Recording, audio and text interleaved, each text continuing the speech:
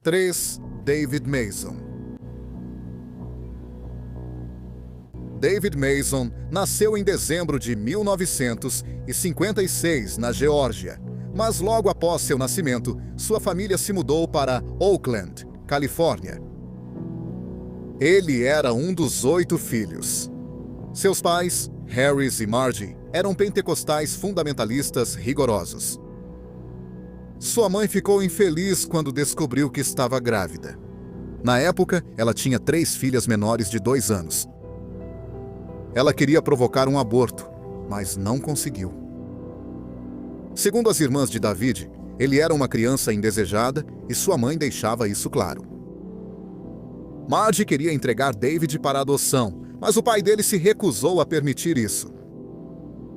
Todas as crianças da família Mason eram punidas fisicamente, mas David frequentemente era escolhido para receber punições extras. Ambos os pais dele o espancavam com um cinto e uma espátula. Com o crescimento, seu comportamento ficou imprevisível. Ele começou a incendiar as coisas. Aos 8 anos, foi encontrado ao lado do berço do irmão caçula, com uma faca. Ele também agrediu muitas pessoas e era considerado um valentão. Ele atacou tanto colegas de classe quanto professores. Frequentemente, ele era fisicamente violento sem provocação. Um orientador escolar que conheceu David aos 14 anos percebeu algo profundamente errado com ele. Eles disseram, abre aspas, ele precisa desesperadamente de ajuda se quiser desenvolver segurança emocional e sentimentos amigáveis por seus semelhantes antes que seja tarde demais. Fecha aspas. Um psiquiatra sugeriu terapia familiar.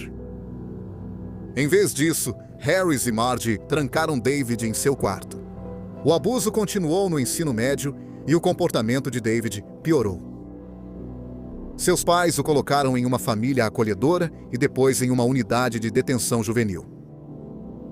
Ele fugiu várias vezes alegando abuso sexual de funcionários e outros residentes. Aos 16 anos, David incendiou uma casa. Ele foi preso e condenado, mas não se sabe qual sentença ele recebeu. David Mason se alistou nos fuzileiros navais aos 17 anos, mas foi considerado inapto após 3 meses. Em julho de 1977, David Mason, de 20 anos, entrou em uma loja de suprimentos de soldagem em San Leandro, Califórnia. Ele esfaqueou uma funcionária nas costas com um picador de gelo de 25 centímetros. Ele exigiu todo o dinheiro que ela tinha. Ele disse que, se ela chamasse a polícia, a mataria. Ele roubou cerca de $270. No dia seguinte, a balconista identificou David em um reconhecimento fotográfico de sua cama de hospital. A mulher sobreviveu ao ferimento. David foi preso e confessou. Ele foi condenado e sentenciado a 2 anos de prisão. Ele foi libertado em julho de 1979. Em 5 de março de 1980, David Mason, de 23 anos, foi até a casa de Joan Picard, de 73 anos, em Oakland. Ele conhecia Joan desde a adolescência e já prestou alguns serviços para ela. David estava sem dinheiro e sabia que Joan tinha uma coleção de moedas. Joan o deixou entrar em sua casa e ele puxou um furador de gelo. Joan tentou apertar o botão de pânico do sistema de segurança, mas David a agarrou e a estrangulou até ela perder a consciência. Quando Joan recobrou a consciência, ela disse a David para levar o que quisesse. Ela disse, abre aspas, prefiro deixar você levar tudo do que acreditar que você está fazendo isso. Fecha aspas. Enquanto David revistava a casa, Joan tentou escapar novamente. David, então, amarrou os pulsos dela com fio elétrico. Ele continuou a busca e encontrou a coleção de moedas. David decidiu garantir que Joan não pudesse identificá-lo como o ladrão. Usando um fio e um lápis, ele fez um torniquete e a estrangulou até a morte. Ele deixou o corpo dela na despensa com o fio ainda em seu pescoço. Horas depois, David vendeu as moedas em uma loja de penhores por $85. A filha de Joanne achou seu corpo na despensa 2 dias depois. 6 meses depois, em 18 de agosto de 1980, David foi até a casa de Arthur Jennings, de 83 anos. David disse que conhecia Arthur porque ele pagava por favores sexuais. Ao Arthur abrir a porta, David a empurrou, fazendo o homem de 83 anos cair com força no chão. David subiu em cima dele e o estrangulou até a morte. David revirou a casa e roubou $16 e o anel de Jennings do seu serviço durante a Primeira Guerra Mundial. No dia seguinte, um entregador do Meals on Wheels encontrou o corpo de Arthur. David Mason atacou novamente 3 meses depois, em 16 de novembro de 1980. Ele invadiu o apartamento da viúva de 75 anos, Antoinette Brown. Antoinette era desconhecida para Davi. Ele a espancou no rosto e na cabeça e a estrangulou até a morte com uma peça íntima de seda. Ele roubou os anéis dela da bolsa. O corpo de Antoinette foi encontrado 3 dias depois, quando vizinhos notaram que seus jornais não haviam sido recolhidos nesse período. Em abril de 1980, vários meses após seu primeiro assassinato, David conheceu Robert Groff em um bar gay. Pouco tempo depois, ele foi morar com Robert. No entanto, ele se mudou em julho, depois de descobrir que havia contraído uma infecção sexualmente transmissível de Robert. Mas em setembro, David voltou a morar com Robert Groff, que morava em Oroville, Califórnia. No Dia de Ação de Graças de 1980, Robert e David brigaram. Supostamente, Robert apontou uma arma para ele, mas David conseguiu tomar a arma dele. David levou a arma ao sair para dar uma volta de carro. Quando voltou, ele encontrou Robert Groff, de 55 anos, dormindo. Ele atirou várias vezes no rosto dele. Depois, ele jogou uísque no corpo dele. Em 6 de dezembro de 1980, David invadiu o apartamento de outra mulher que morava sozinha, Dorothy Lang, de 72 anos. O corpo dela foi achado no dia seguinte, após vizinhos encontrarem a porta aberta. A morte dela foi brutal. As roupas dela tinham sido arrancadas e havia sinais de agressão sexual. David quebrou várias costelas ao se ajoelhar no peito dela. Ela também foi agredida com uma chave inglesa. Por fim, ele a estrangulou fatalmente. Em 6 de janeiro de 1981, um policial tentou parar David depois que ele foi flagrado por excesso de velocidade. David não parou e fez a polícia persegui-lo em alta velocidade. David acabou em uma rua sem saída em uma área residencial. Ele saiu correndo! No carro havia uma ordem de serviço de empresa de reparos. A ordem trazia o endereço dos pais de David. No dia 22 de janeiro, um policial foi até a casa da família em San Lorenzo. O policial falou com Margie, mãe de David, e com seu irmão Mark. Mark disse à polícia que não via o irmão havia dias. Ele contou que na última vez que viu o irmão, este lhe deu uma fita cassete rotulada como David E. Mason, Habitat. David pediu que ele só ouvisse a fita, caso algo ruim acontecesse com David. O detetive ouviu a fita, e nela, David confessa 4 dos 5 assassinatos.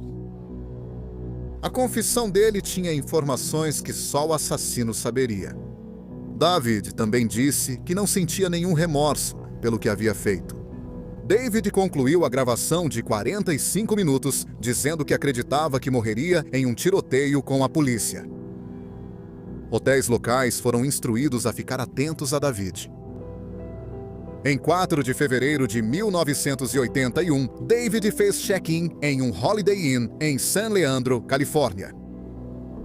A polícia foi notificada. Na manhã seguinte, David foi preso sem resistência. Após ser preso, David confessou os 5 assassinatos.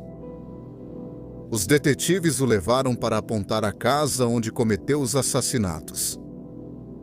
David foi acusado pelos assassinatos de Joe Picard, Arthur Jennings, Antoinette Brown e Dorothy Lang. Ele não foi acusado pelo assassinato de Robert Groff, pois Robert foi morto em outro condado.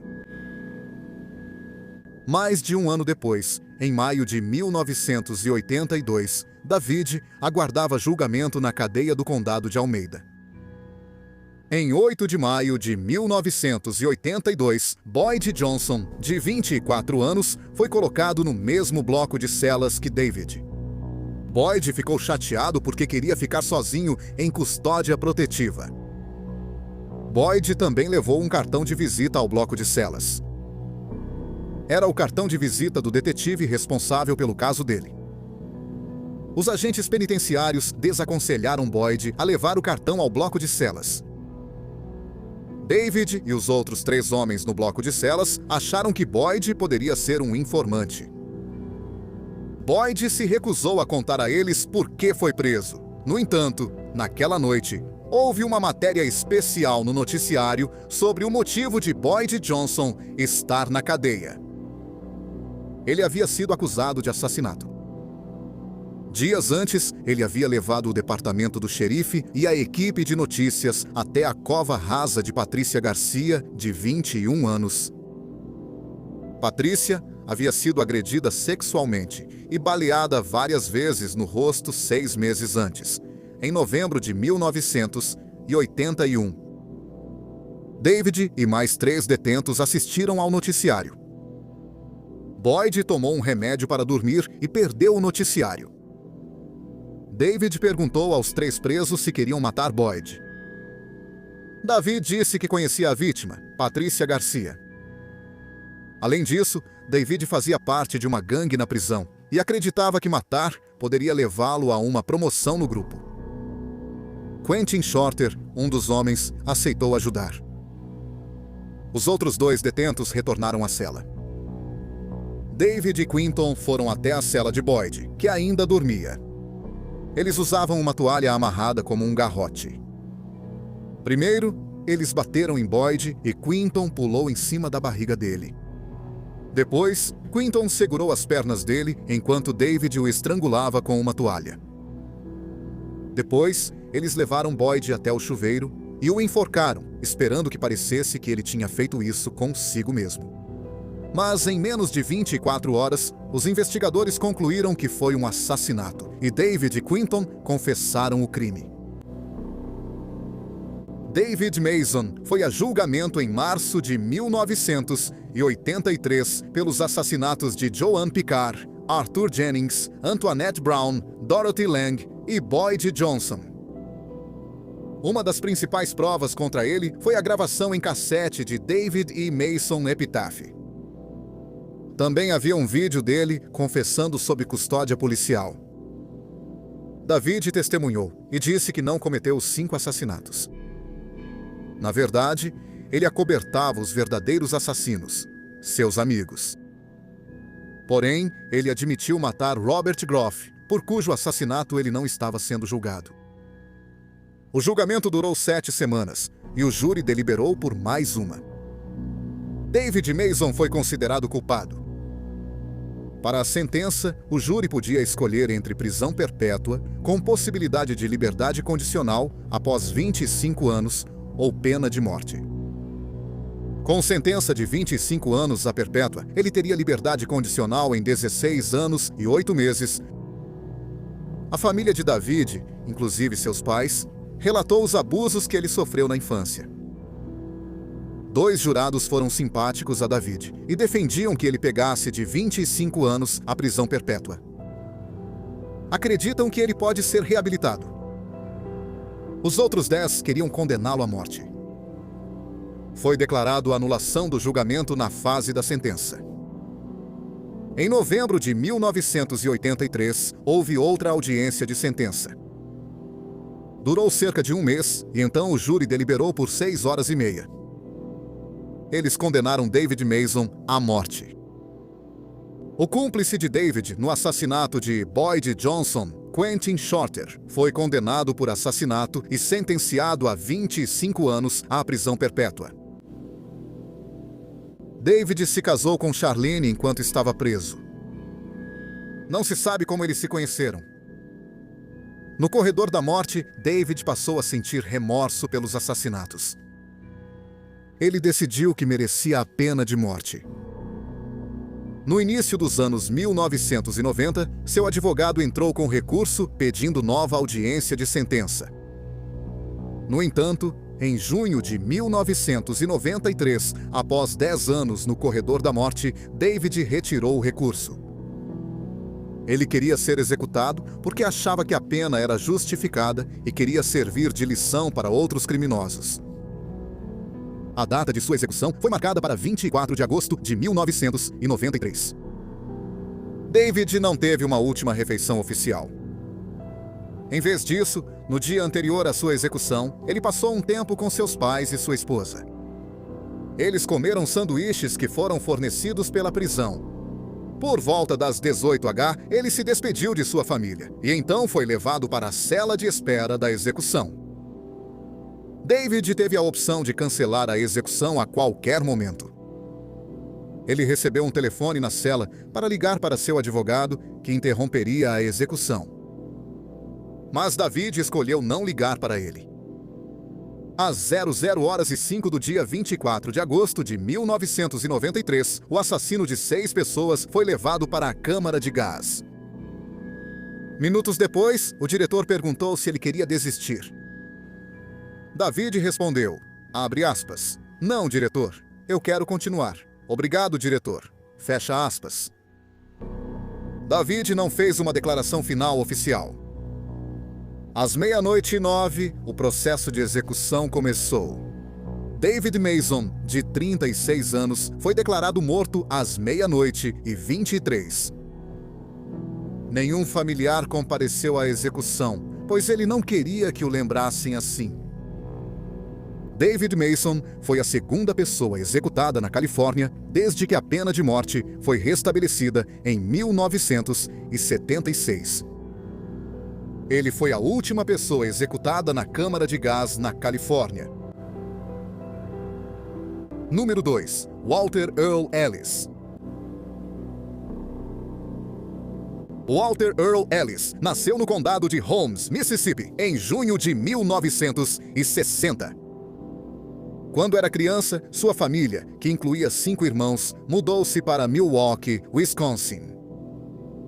Quando Walter era jovem, as pessoas do seu bairro tentavam evitá-lo, porque ele era um valentão violento. Ele era conhecido por aterrorizar não só seu bairro, mas também os bairros vizinhos. Muitos o viam como um jovem zangado e problemático. Ele largou a escola depois da 8ª série. Aos 14 anos, ele foi preso por roubo e tentativa de assassinato. Os detalhes do crime não estão disponíveis ao público.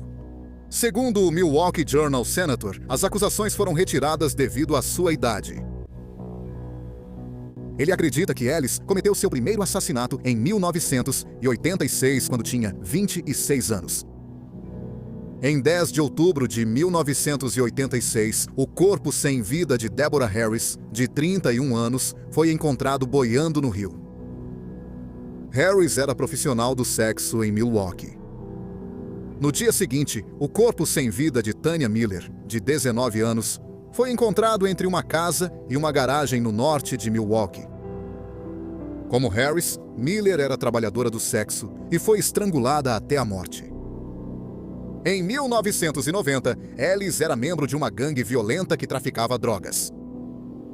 Ele foi preso por acusações de drogas em 1990 e condenado a 30 meses em uma prisão federal, seguidos por 1 ano de liberdade assistida. Ele foi libertado em maio de 1992. No entanto, Ellis teve problemas com a liberdade condicional. Ele deu positivo para cocaína 3 vezes.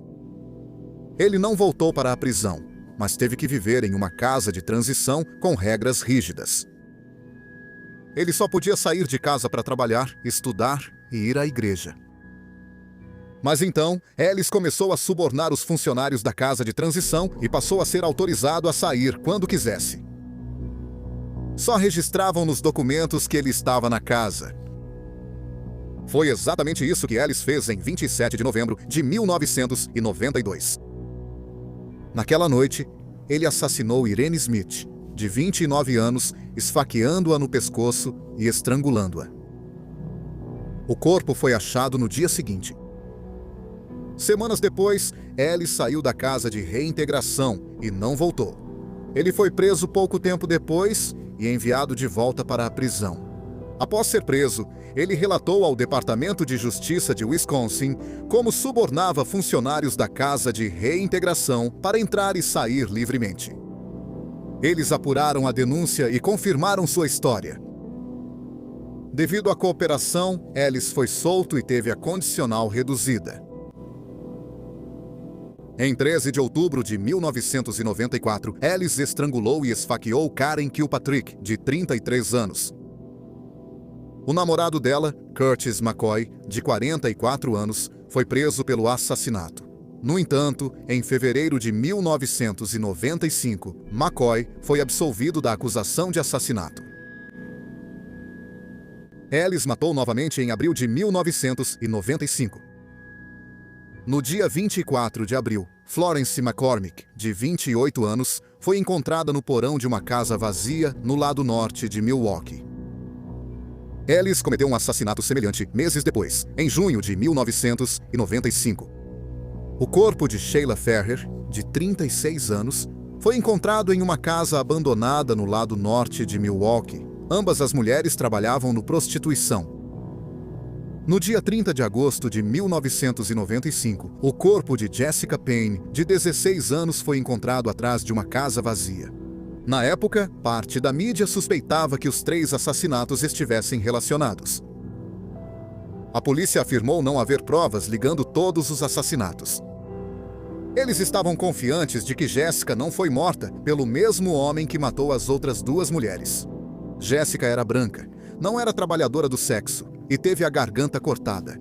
Já as outras 2 vítimas eram negras, trabalhavam no mercado do sexo e foram estranguladas. Então, meses após o assassinato de Jessica, em 3 de novembro de 1995, Chantay Dean Ott, de 21 anos, foi preso pelo assassinato de Jessica. Ott foi a julgamento em fevereiro de 1996. Não havia evidência física no caso.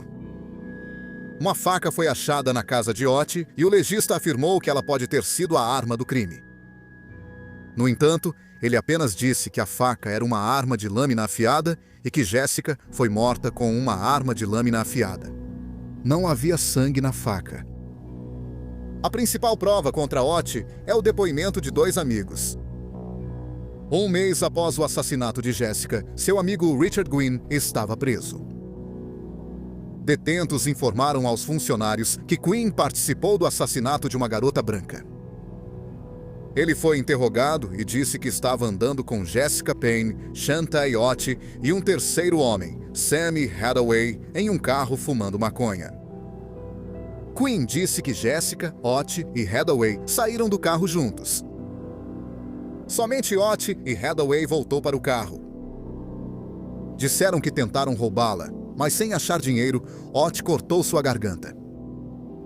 Sammy Hathaway tinha deficiências cognitivas e físicas porque ele tinha paralisia cerebral.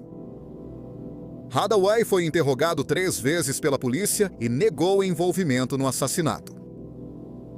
Ele disse que nunca conheceu Jessica Payne.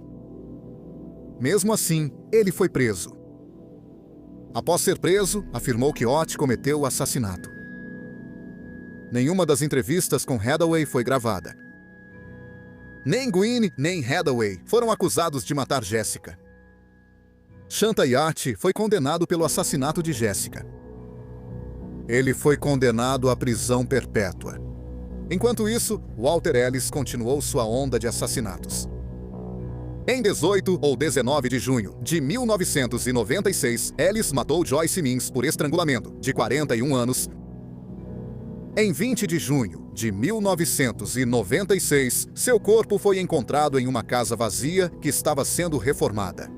Quase 6 meses depois, em 17 de fevereiro de 1998, o corpo de Mariette Griffin foi encontrado em uma garagem, em cima de uma pilha de lixo. Ellis a matou por estrangulamento. Griffin era uma trabalhadora do sexo e era viciada em drogas. A polícia interrogou William Avery, 25 anos, sobre o assassinato. Avery comandava uma boca de fumo perto de onde acharam o corpo. Avery contou à polícia que a viu pouco antes do assassinato. A polícia alegou que ele disse que estava, abre aspas, agarrando ela, fecha aspas, e então apagou. Avery depois negou ter feito essa declaração. Como a polícia não tinha evidências físicas ligando Avery ao homicídio, ele não foi acusado de assassinato. Em vez disso, foi preso por acusações relacionadas a drogas. Em 1998, Avery foi condenado e sentenciado a 10 anos de prisão. Nesse mesmo ano, Walter Ellis foi mandado de volta para a prisão. Ele atacou sua namorada com um martelo de unha porque acreditava que ela estava traindo ele.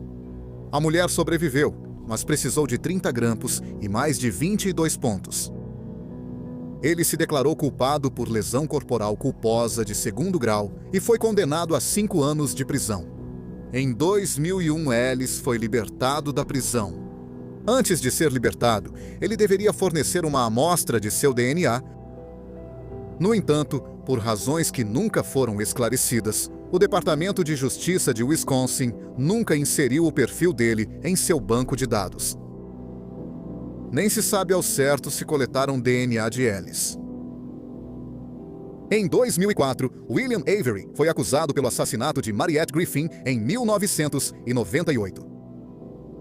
Durante sua prisão por acusações de drogas, 3 detentos afirmaram que ele confessou o assassinato. Avery foi a julgamento em março de 2005. Quando ele foi a julgamento, um dos homens já havia retirado sua confissão. Os outros 2 homens testemunharam contra Avery, sendo essa a única evidência. William Avery foi condenado a 40 anos de prisão por assassinato. Em 27 de abril de 2007, Ellis abusou sexualmente e estrangulou até a morte ao Ethan Stokes, de 28 anos. Como a maioria das vítimas de Ellis, Stokes era trabalhadora do sexo. Ellis deixou seu DNA na cena do crime, então um perfil foi criado e inserido no banco de dados do estado. Ele foi associado a outro homicídio, o assassinato de Joyce Mims, que foi morta 10 anos antes, em 1997. Em 2000, o Projeto Inocência assumiu o caso de Chantal Ott.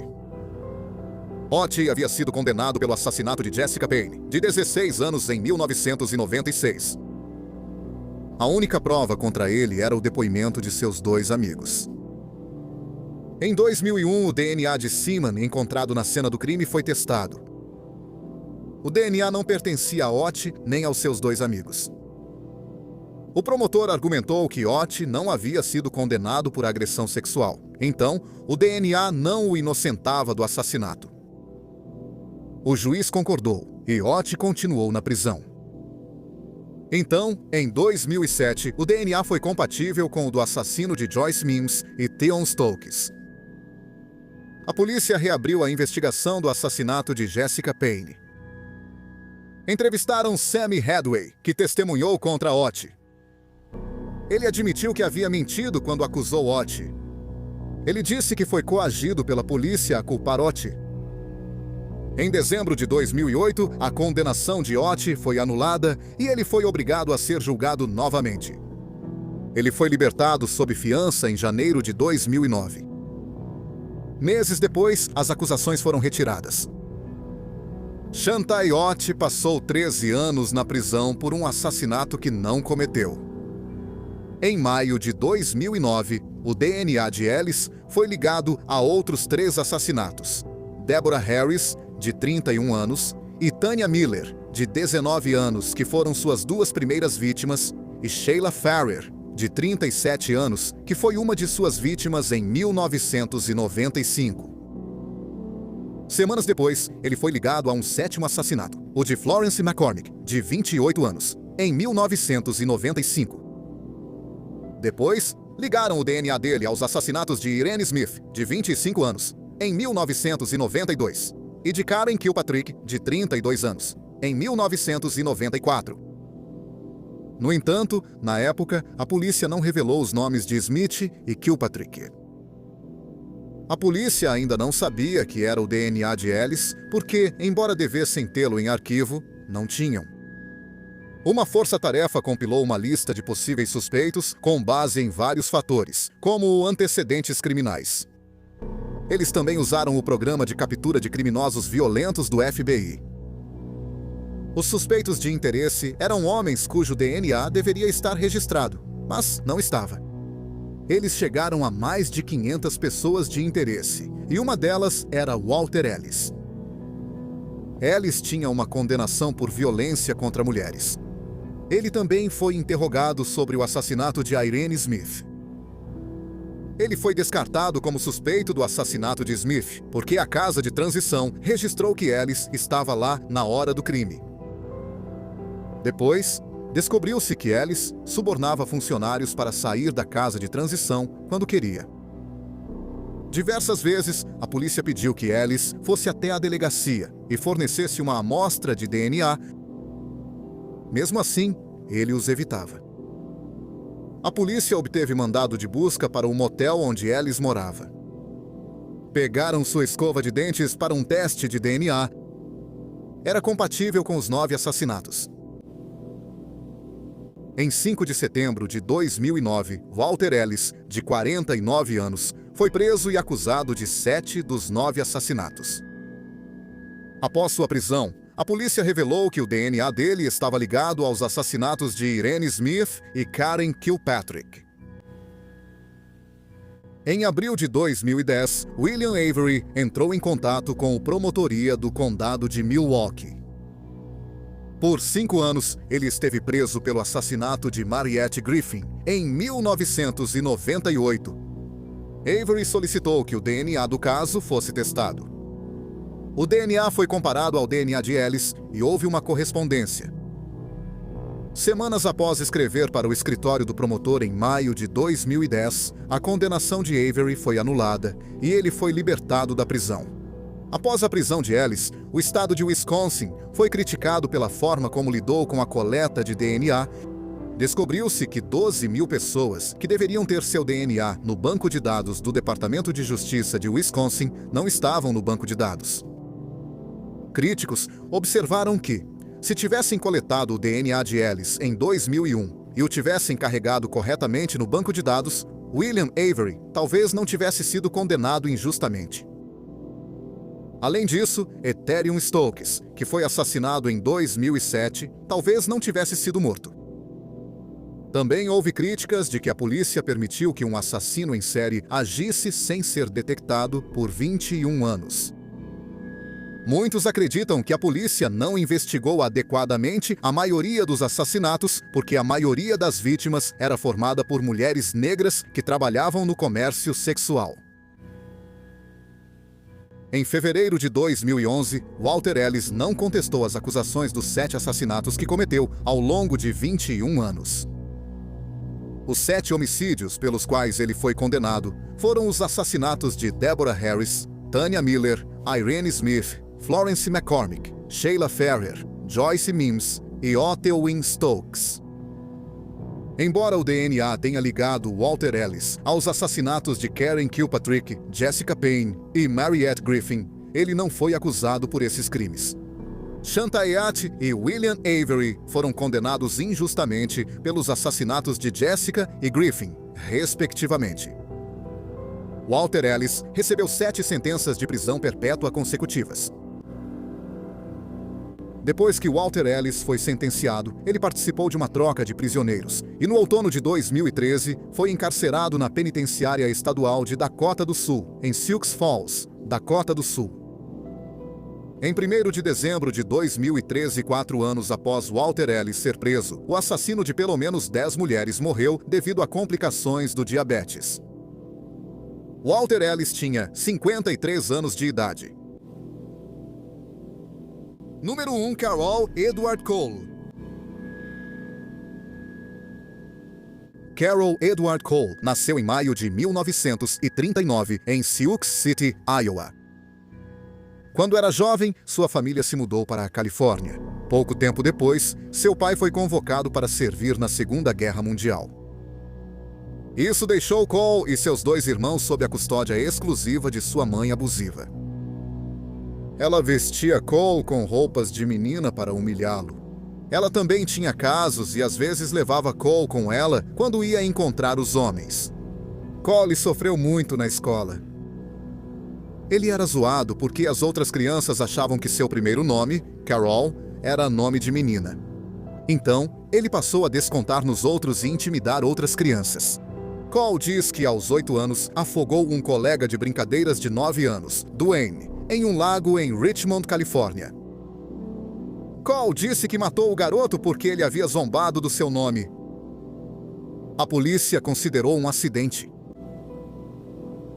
Cole tinha um QI de 152, o que o classificava como superdotado. Porém, ele tinha notas ruins e largou os estudos no 2º ano do ensino médio. Nos anos 50, Cole passou a assaltar lojas de bebidas. Em 1957, Cole se alistou na Marinha. Ele mal durou 1 ano e meio antes de ser dispensado por má conduta. Cole voltou para casa para morar com seus pais. A mãe dele o menosprezava e o chamava de fracassado. Depois de um período na Marinha, em junho de 1960, Cole atacou 2 casais estacionados no Lovers Lane com um martelo. Ele foi preso e condenado por agressão com uma arma mortal. Ele foi condenado a 30 dias em uma colônia de trabalho. Meses depois, em junho de 1961, Carol Cole, de 22 anos, sentiu seus impulsos homicidas crescendo. Então, ele fez uma viatura da polícia parar. Ele relatou seus impulsos a um policial e foi levado a um hospital psiquiátrico. Ele ficou internado por 90 dias. Nos 3 anos seguintes, Cole passou um tempo em pelo menos outros 3 hospitais psiquiátricos. Em maio de 1963, Cole mudou-se para Dallas, Texas. Pouco tempo depois, ele se casou com uma mulher que era stripper. E assim como Cole, ela tinha problemas com álcool. Quase 2 anos depois, Cole acreditava que ela também era trabalhadora do sexo e dormia com homens no motel onde moravam. Em agosto de 1965, em um acesso de ciúmes, Cole incendiou o motel. Ele foi condenado por incêndio criminoso e pegou 2 anos de prisão. Carol Cole foi libertado no início de 1967. Após sua libertação, ele deixou o estado e tornou-se um andarilho. Em maio de 1967, Carol Cole, de 29 anos, estava morando em Lake Ozark, Missouri. Ele invadiu um apartamento e estrangulou uma menina de 11 anos em seu quarto. Ela conseguiu se soltar e gritar por ajuda. Cole fugiu, mas a polícia o encontrou escondido em um carro que não era dele, a uma curta distância do apartamento. Ele foi acusado de agressão criminosa com a intenção de estuprar. Ele foi condenado e sentenciado a 5 anos de prisão. Cole saiu em liberdade condicional em maio de 1970, após cerca de 3 anos de prisão. Mais uma vez, ele virou andarilho. Ele acabou se estabelecendo em San Diego, Califórnia. Em 7 de maio de 1971, Cole estrangulou S. Buck, de 39 anos. Buck era divorciada e tinha 6 filhos, todos em famílias acolhedoras. Cole a conheceu em um bar e bebeu com ela. Cole deixou o corpo dela no porta-malas do carro dele por 2 dias. No dia 9 de maio, em seu 33º aniversário, Cole descartou o corpo em um terreno baldio em Powell, Califórnia. O corpo de Buck foi encontrado mais tarde naquele dia. Cole disse que matou uma mulher chamada Wilma 2 semanas depois. Ele a conheceu em um bar e, após uma noite bebendo, a estrangulou até a morte. Ele enterrou o corpo dela nas colinas nos arredores de San Isidro, Califórnia. A mulher nunca foi identificada e os restos mortais dela jamais foram encontrados. Cole teria estrangulado outra mulher até matá-la uma semana depois. Ela nunca foi identificada e seu corpo nunca foi encontrado. Na primavera de 1972, Cole afirmou que conheceu 2 mulheres hispânicas em San Estadero. Ele saiu para beber com elas numa área rural fora da cidade. Ele matou uma delas a marteladas e estrangulou a outra até matá-la. Depois, ele enterrou os corpos. Elas nunca foram identificadas ou encontradas. Meses depois, Carol Cole começou a namorar Diane Paschal e elas se casaram no ano seguinte. Tanto Carol quanto Diana eram viciadas em álcool e o casamento delas era repleto de infidelidades de ambas as partes. Em 1974, elas se mudaram para Las Vegas, Nevada. Carol conseguiu trabalho, entregando moedas de caça-níqueis do aeroporto para cassinos. Na primavera de 1975, ele acabou roubando uma carga de moedas. Ele deixou Las Vegas e sua esposa para trás. Em agosto de 1975, Carol Cole estava em Casper, Wyoming. Em 7 de agosto de 1975, ele conheceu Marlene Hammer, de 43 anos, em um bar. Ele a estrangulou até matá-la e jogou o corpo em área rural. O corpo de Hammer foi achado 2 dias depois. No dia seguinte, Carol Cole saiu do estado. Em maio de 1977, Carol Cole estava de volta a Las Vegas, Nevada. Em 14 de maio, ele estrangulou até a morte Kathleen Bloom, trabalhadora do sexo de 26 anos. O corpo dela foi achado em um pátio de um conjunto residencial. Meses depois, na noite anterior ao Dia de Ação de Graças de 1977, Cole estava em um bar de striptease em Oklahoma City, Oklahoma.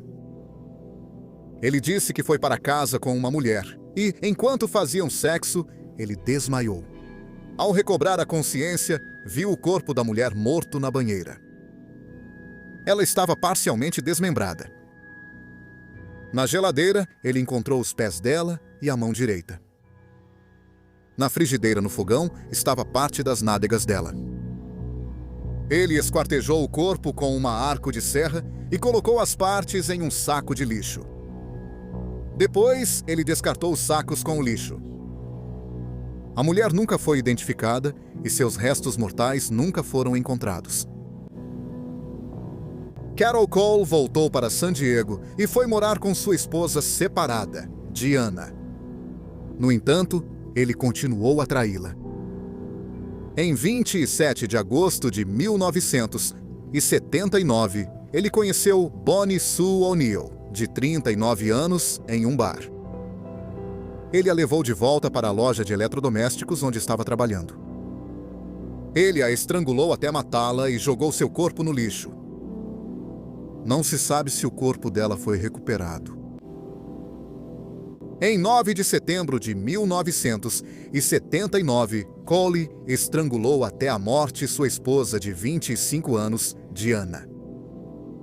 O legista achou que ela morreu por intoxicação alcoólica quando encontraram seu corpo. Carol Cole então voltou para Las Vegas. Em 3 de novembro de 1979, ele estrangulou até a morte Marie Cushman, de 50 anos, em um quarto de hotel em Las Vegas. Ele deixou o corpo no quarto e ele foi encontrado no dia seguinte. Mais uma vez, Cole se mudou da região. Ele se mudou para Dallas, Texas. Em 9 de novembro de 1980, Cole matou Dorothy King, de 52 anos, por estrangulamento em seu apartamento. O corpo dela foi achado 2 dias depois.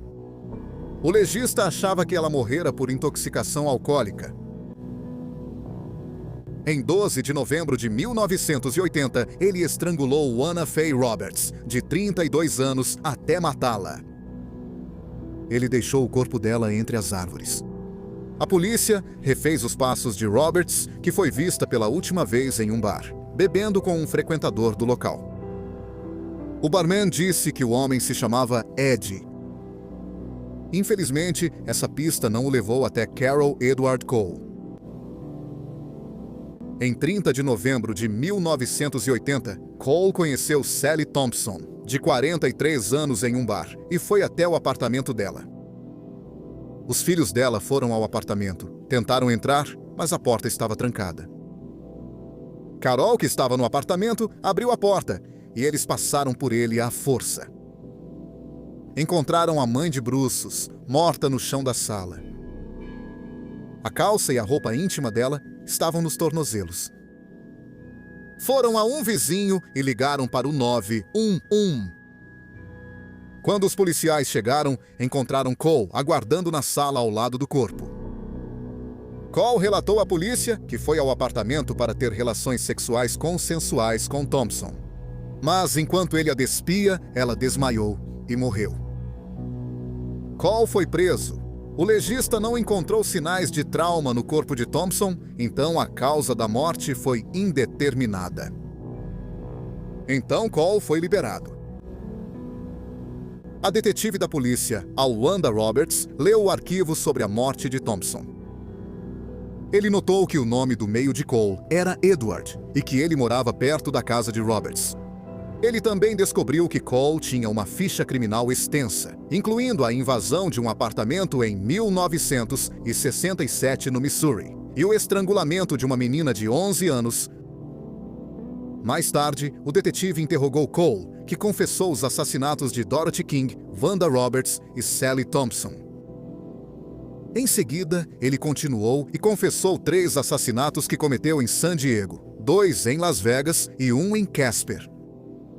Ele foi acusado pelos 3 assassinatos cometidos no Texas. Carol Cole foi a julgamento em abril de 1981. Ele se declarou inocente por motivo de insanidade e testemunhou em sua própria defesa. Além de admitir os 3 assassinatos pelos quais era julgado, ele confessou mais 9. Isso incluía a mulher não identificada que ele disse ter matado em Oklahoma City. Ele insinuou que comeu parte do corpo dela. Ele também confessou atos de necrofilia. O júri deliberou por 25 minutos. Cole foi condenado por 3 assassinatos e recebeu 3 penas de prisão perpétua. Em 1984, Cole foi extraditado para Nevada. Em agosto de 1984, Cole se declarou culpado pelo assassinato de Kathleen Bloom em 1977 e pelo assassinato de Marie Cushman em 1979. Em 1984, ele foi condenado à morte. Cole se recusou a apelar da sentença de morte. Ele disse, abre aspas, seria insuportável continuar aqui, fecha aspas. Cole estava marcado para morrer em 6 de dezembro de 1985. Sua última refeição foi camarão jumbo frito, batatas fritas, salada com molho francês e sopa de mariscos de Boston e ameijoas. Por volta das 2h, Cole foi levado à Câmara da Morte. Cole não fez uma declaração oficial final, mas ele disse, abre aspas, tá tudo bem, fecha aspas. O processo de execução começou às 2h04 da manhã. Carol Cole, de 47 anos, foi declarado morto às 2h10 da manhã. Após Cole ser preso, ele disse aos psiquiatras que havia matado de 30 a 35 pessoas em todo o país. Antes de morrer, ele disse que o número real de vítimas era mais próximo de 14 ou 15. Enquanto aguardava a execução, ele escreveu uma autobiografia onde confessou ter matado 15 pessoas. Porém, alguns assassinatos dele nunca foram confirmados. Cole tinha sérios problemas com álcool e dizia não lembrar de todos os assassinatos que cometeu. O total real de vítimas dele provavelmente nunca será conhecido. Muito obrigado por assistir ao vídeo de hoje. Se você gostou, ficaríamos muito gratos se você se inscrevesse no canal. Não se esqueça de assistir nossos shorts no YouTube, Instagram e TikTok. Obrigado novamente por assistir.